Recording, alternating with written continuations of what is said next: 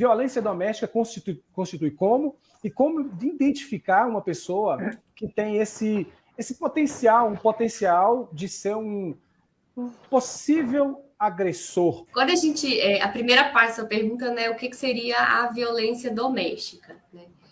A violência doméstica ela só foi regulamentada mesmo em 2006, né, que é com a Lei Maria da Penha, popularmente conhecida, né, no qual ela vai falar que a violência doméstica ou familiar contra a mulher ela é qualquer ação ou omissão baseada no gênero, né, que pode acarretar, inclusive, na morte. E aí, dentre os tipos de violência que a lei, né, traz para a gente, ela vai falar da violência, né, física, sexual, psicológica, o dano moral ou patrimonial. E somente em 2020 que a gente vai ter aí uma alteração falando medidas protetivas de urgência, né, para o agressor. Como a nossa pauta aqui é voltada para o agressor, né, então eu vou falar um pouquinho dele. A violência doméstica, né, eu disse para vocês, ela engloba todos esses aspectos, não é só a violência física em si, né? E aí, quando a gente vai pensar no agressor, né, voltando para a pergunta do Silvandino, né, se existem alguns fatores, algumas características que eu consigo identificar naquela pessoa, né, que ela é um potencial agressor ou que ela vai cometer uma agressão, no caso, né, uma violação dentro da violência doméstica, né, isso a psicologia ela não consegue determinar, né? Até porque quando a gente vai pensar em violência doméstica, né, ela tem um aspecto muito cultural, né, que principalmente isso é cultural e global também, né, que é principalmente a ideia de dominação, né, do sexo masculino em relação ao sexo feminino, né. E aí existem alguns fatores, né, que eles aumentam a chance, né, de o acometimento de violência doméstica. E aí é interessante que são fatores predisponentes tanto em relação ao agressor, tanto em relação à vítima, né? Existem alguns estudos que vai falar que existem algumas características, alguns fatores que aumentam a probabilidade daquela vítima se tornar vítima, né, de violência doméstica. Uma dessas características é, por exemplo, ter vivenciado um ambiente, né, no qual vislumbrou, né, presenciou ou sofreu algum tipo de agressão. Isso é predisponente para os dois lados, tanto para a pessoa, né, para o sujeito que é perpetuador da violência doméstica, tanto para a pessoa que é vítima, né? Então, existem alguns estudos que vão dizer de alguns fatores, né?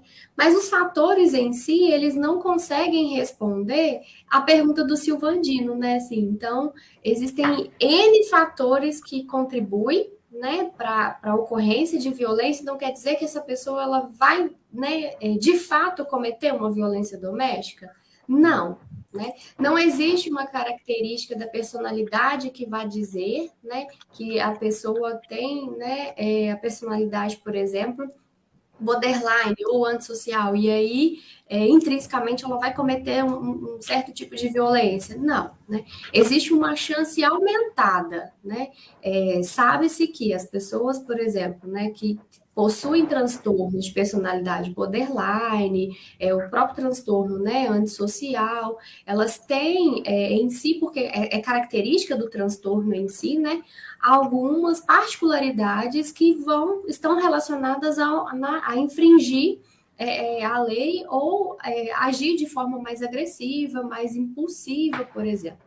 Mas ainda assim não quer dizer que essa pessoa vai cometer uma violência, né? Então, quando a gente vai pensar nessa questão, principalmente da avaliação, que é o que se espera, né, da psicologia, principalmente, das perícias, principalmente, dizer, né, se aquele sujeito ele vai cometer uma violência ou se ele vai voltar a cometer e reincidir, né, o que a gente analisa são fatores tanto individuais, fatores sociais, fatores culturais, socioeconômicos, né? E principalmente quando a gente está falando em violência doméstica, os fatores relacionados ao relacionamento, né?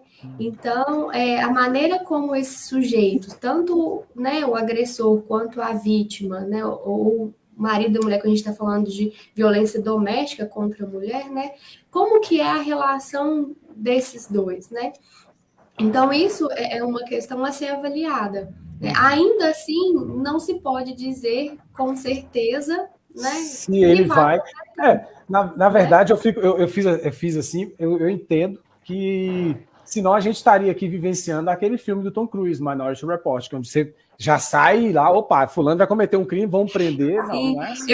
eu pensei muito no século XVII, com a frenologia, né? Que teve uns estudiosos que era pelo tamanho da estrutura da cabeça mesmo, né? E aí ele apalpava assim o Franz Gehal e falava: você tem uma protuberância aqui, então isso quer dizer uma psicopatia. E aí era mais ou menos essa ideia, né? Assim, essa região do cérebro ligada, né, a cometer um crime, a ser agressivo, e aí era feito dessa forma, né? Não Já se faz isso. Falarem sobre questão de olhos também, que tem Sim. isso, aquilo outro, que tem tendência, enfim. Lombroso eternamente. Lombroso, né? Então, não existe isso, né? Como eu falei para vocês, existem alguns fatores, né, que eles aumentam o risco. Mas ter um único fator de risco também não significa que vai acontecer a violação, né? Uma sequência de Isso. E não situações significa que vai... Sim, e não significa, por exemplo, né, quando a gente vai pensar na violência doméstica, quando eu exemplifiquei para vocês, né, a violência psicológica, física, né, pensa-se muito num agravamento, né, e que necessariamente o feminicídio ele é posterior à agressão física, por exemplo, né. Nem sempre isso acontece. Né? Existem casos, por exemplo, que o homicídio, né, o feminicídio, ele aconteceu sem que houvesse uma agressão física propriamente. Né? E aí os fatores que a gente vai avaliar na violência doméstica, quando a gente pensa, né, na violência em si, seja violência física, psicológica, os fatores de risco eles são diferentes dos fatores de risco para um feminicídio, por exemplo. Né? E aí, algumas questões, né, que perpassam, por exemplo, o adoecimento mental não é um fator de risco para violência doméstica, por exemplo, um adoecimento mental. Né? Ele pode, sim, contribuir para aumentar algo que já está instaurado. Porque, diferente das outras violências, né, a violência doméstica está muito relacionada a uma questão, como eu disse para vocês, né, da relação de dominância. Né, dessa relação de poder que existe no relacionamento, né? Um tem um poder maior que o outro, uma dominação maior. Então, né, não necessariamente uma psicopatologia instaurada, né, um adoecimento mental, um adoecimento psíquico, é um fator que vá predispor, né, a uma violência. Então, não significa. Pode ser que ele altere, né? Aumente, eleve ali o tipo de violação, mas não quer dizer que isso vai acontecer. A personalidade, por exemplo, né, avaliar a personalidade dentro da violência doméstica não é algo de primeira linha, né? A gente avalia muito mais outros fatores de risco do que a personalidade.